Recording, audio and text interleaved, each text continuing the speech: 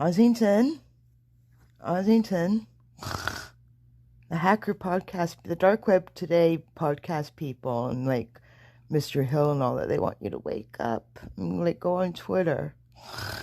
Come on. Oh.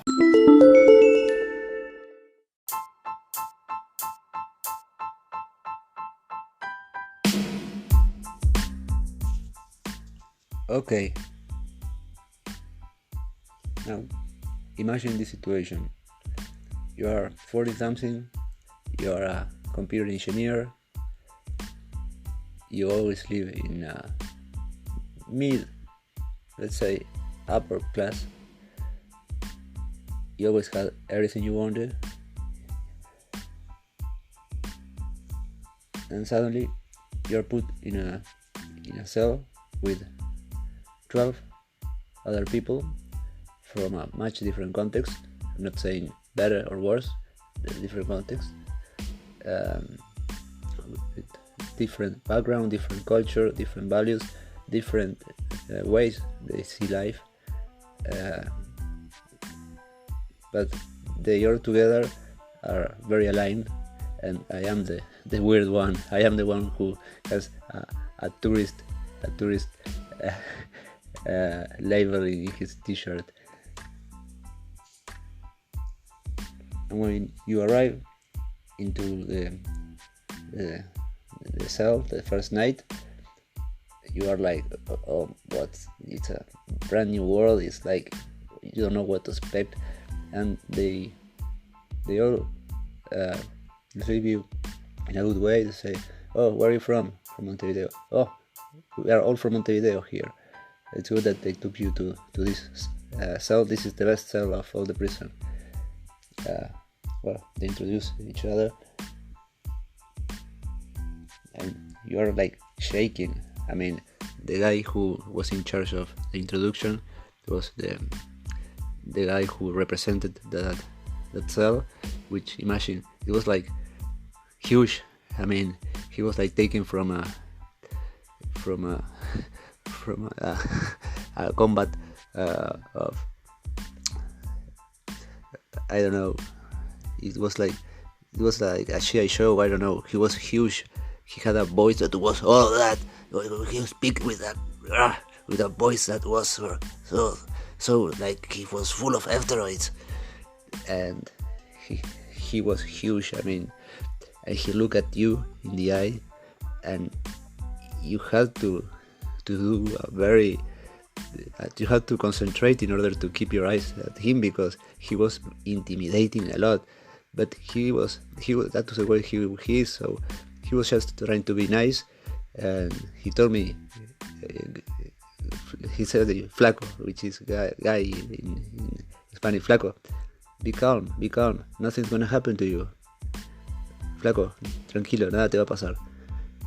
And well, this, apart from the fact that we were from different worlds, we use a different language. The first thing he asked me was, because it was 8 p.m, he asked me, do you take canicas? And I was like, what is he saying? What do you take canicas? And I was, sorry, I don't understand. Si te canicas? I don't understand. If you take pills, medication. Oh, yeah, I do. Oh, okay, well, let's go. It's time for medication. Okay, well, that was the first word that I learned. How they call them, the pills, canicas. And well, and imagine the situation. Well, I'm not going to tell many things, just for respecting the cause of the prison, for respecting the people. But there was a guy who was all night up talking to girls he met, I don't know where. He was always all night till 3, 4, 5 a.m. and he was good at doing tattoos. They had this machine that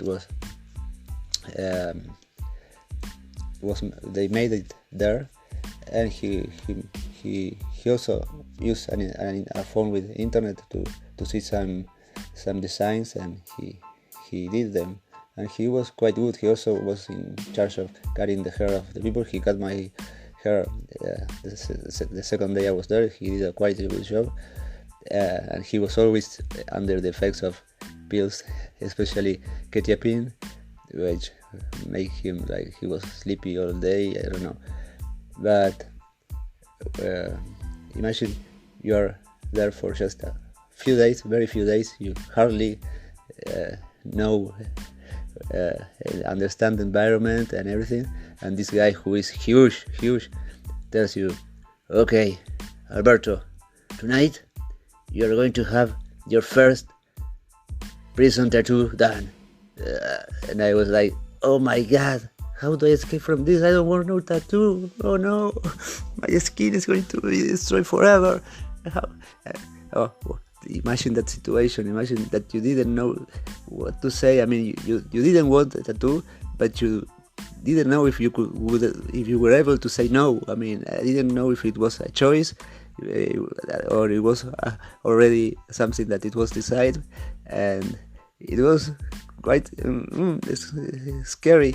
So fortunately, when the night came, this guy took too many pills and he fell asleep and he forgot about it. Otherwise, I think I would have a tattoo, which something that I wouldn't have liked to have as a memory from prison. I do have a scar in the face, but that's another story. They took me to hospital one day. 4 points I have near the eyebrow, but that's another story. I blew a lot. Anyway, stories from prison.